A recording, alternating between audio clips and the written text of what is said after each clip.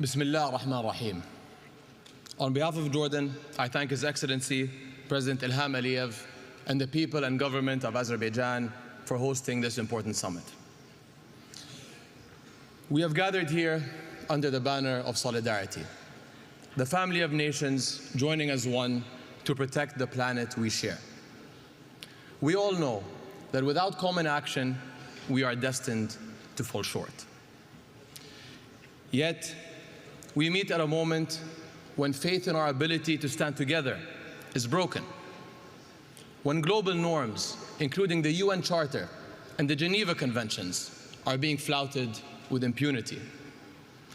When trust in the international community to stand up for its own values has collapsed.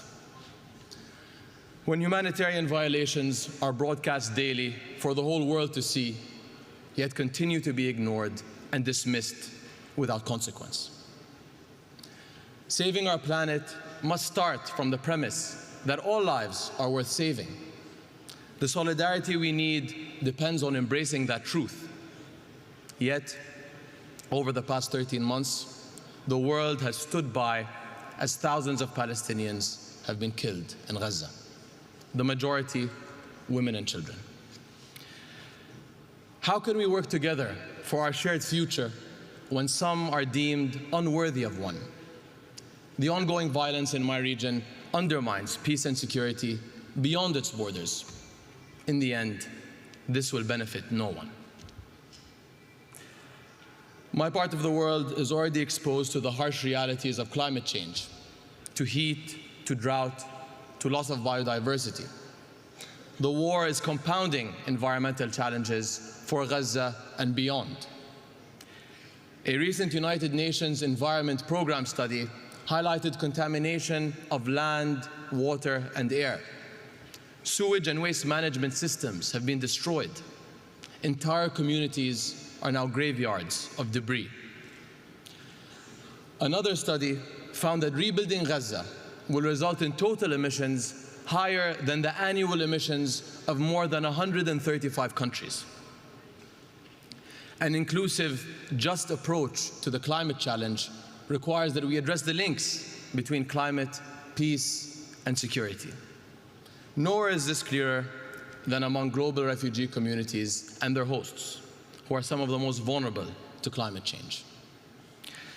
During COP29, His Majesty King Abdullah II launched the Global Climate Refugee Nexus Initiative. 58 countries have signed on to date, and we invite others to join. 1 in every 3 people living in Jordan is a refugee, and our infrastructure is feeling the strain. We face rising demand on stressed resources and services, including water, health, and education. And while we in Jordan have made significant strides in clean energy, water conservation, and climate-smart agriculture, these efforts are not enough. We need to rally communities around climate action and secure a better future for our youth and generations to come. In my country, we are implementing climate policies while grappling with the impacts of conflict. Yet, we can't solve these twin crises alone. As our summit works towards a new collective quantified goal, we must prioritize refugee hosting countries, especially those in climate hotspots, and ensure that global climate financing mechanisms uphold accountability and transparency for all. Just as urgently, we must rebuild trust in the international community itself and acknowledge past failures.